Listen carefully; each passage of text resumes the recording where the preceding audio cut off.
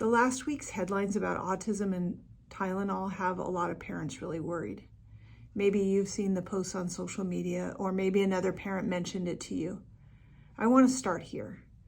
I know the fear that hits you when you see a story like this, and the questions that bubble up. Did I cause this? Did I miss something? Maybe I'm to blame. I even heard one mom this week, her son asked her, "Mom, did you take Tylenol when you were pregnant with me?" And that question held so much weight for her. She told me she felt like she had been punched in the gut. So if you felt blamed in the last few days, I want you to hear me say this very clearly. I'm sorry. And I'm sorry that this story has reopened old fears. And I want to talk to you about what's happening and what's really going on. And more importantly, about what you can control as a parent. Because here's the truth. The debate about the causes of autism or neurodivergence has been going on for decades. I've sat with families who feel strongly that certain environmental factors play a role. I've sat with families who focus on genetics or brain wiring. I've had parents ask me if they caused it or what caused it or what's happened. I've sat with older parents or grandparents that have regrets or feel like they did something when their child is struggling as an adult. And you know what? Every single one of them loves their child with their whole heart. The science is still emerging and it's complicated. The lawsuits and the headlines are not the same as settled science. And here's the trap. Parents often get caught in the middle carrying guilt that was never theirs to carry. So let's pause here. Please don't overreact to this news cycle that's happening.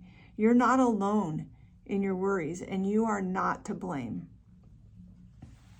So if we can't control every single study, every lawsuit, or the headlines, what can we control? That's where I like to put my focus on in helping parents.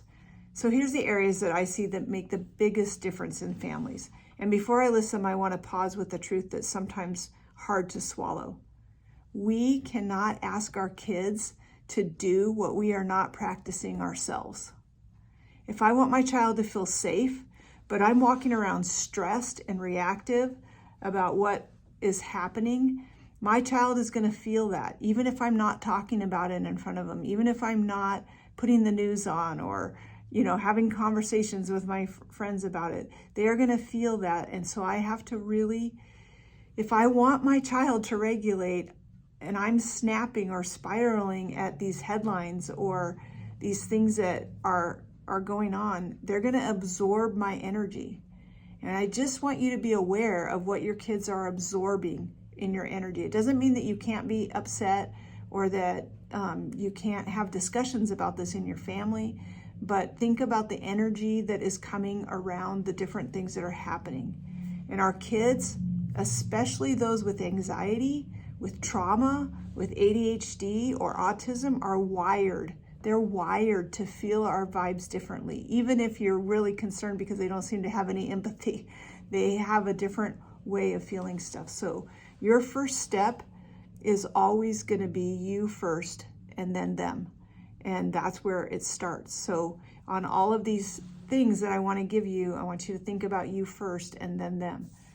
So children, the first one is connection. Children and parents need to feel safe and seen. So parents, this starts with you. You may need to take 5 minutes every day where you just connect to something that grounds you.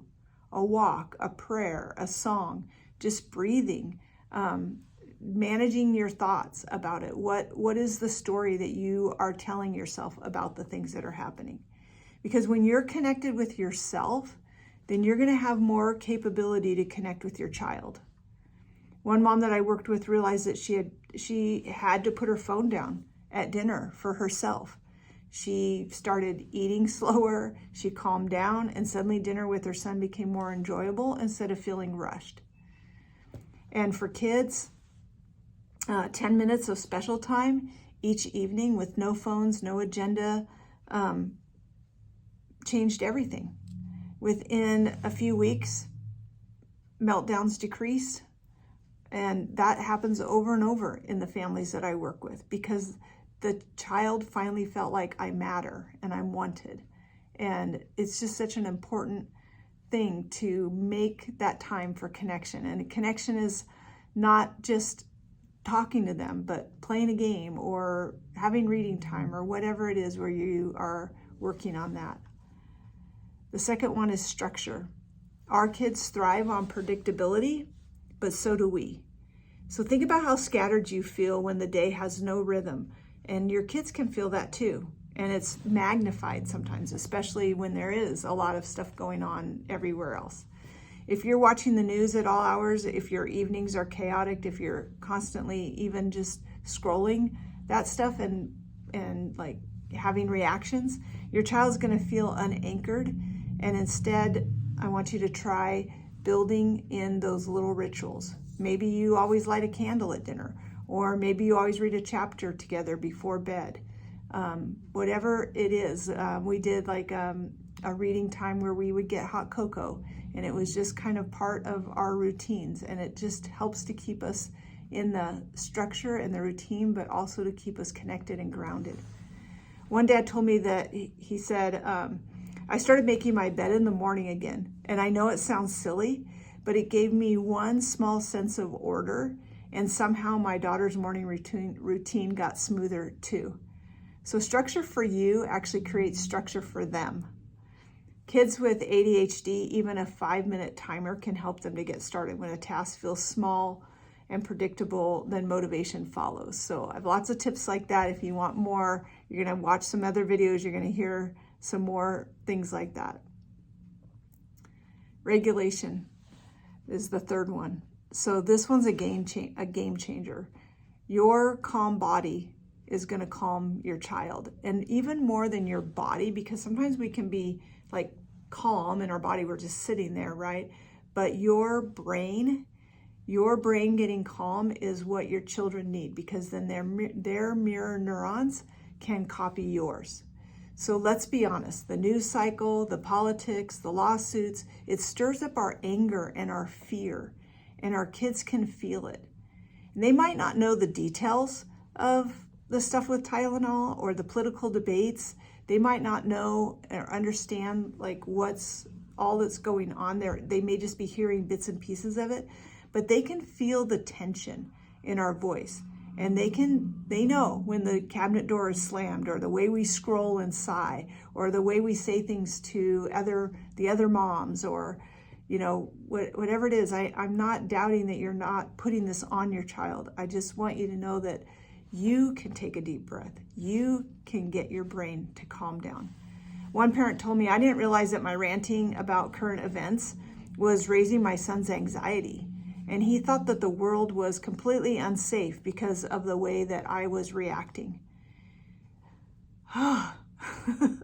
So when you take a breath and when you say, I'm upset, but I'm going to get myself calm before we keep talking, you're modeling regulation. You're teaching your child that big feelings can be handled without explosions. I'll be honest, I've had parents tell me, I lost it. I yelled, I feel so guilty. I did that sometimes as a parent, even knowing all this stuff that I know. And I always say, you're human, and you're having your first human experience as far as I know. But even one deep breath before you respond can change the whole outcome. Remember that you, just like you want a pause button on your kids, that you can take a pause button too. Kids don't just hear your words. They are actually feeling your nervous system. And when you find ways to steady yourself, you give them a steady force in a world that often feels chaotic. For adoptive parents, I know that these headlines can cut even deeper. You already carry questions about health history, loss, attachment, and so does your child. So let me say this clearly. Your child does not need you to fix their past. They just need you to be their safe base right now. And for parents raising kids with ADHD, the noise is constant. Medications, schools, discipline strategies, everybody has an opinion. Everybody's going to have a different thing that worked or didn't work, or idea about what what causes it. Everybody's body reacts differently to it. Please hear me. Your child is not lazy. Their brain is wired differently. And with tools and connection, they can thrive. So in closing, I just want to say that headlines are going to come and go. And there's always going to be a new study, a new lawsuit, a new scary story in the news. But what will last, what will matter the most, is how you show up for your child today, with connection, with structure, with your own calm presence. You can't control every single headline, but you can control your home. And if you're wondering where to start, then please go to parentingchallengingkids.com and you can fill out a form to talk directly to me. You can ask questions in the comments. You can stay connected, and you can make shifts right now. So no matter what the news is, your child does not need a perfect parent. And if you already feel like, oh my gosh, like I'm just messing up already, like I totally didn't react to that the right way, you're not alone. But just remember that your kids need you, and you need you. You need to show up for you. You need to hold space for you in the best way possible. Remember, our goal is to love everybody in the story, and that includes ourselves. You're doing better than you think, so hang in there.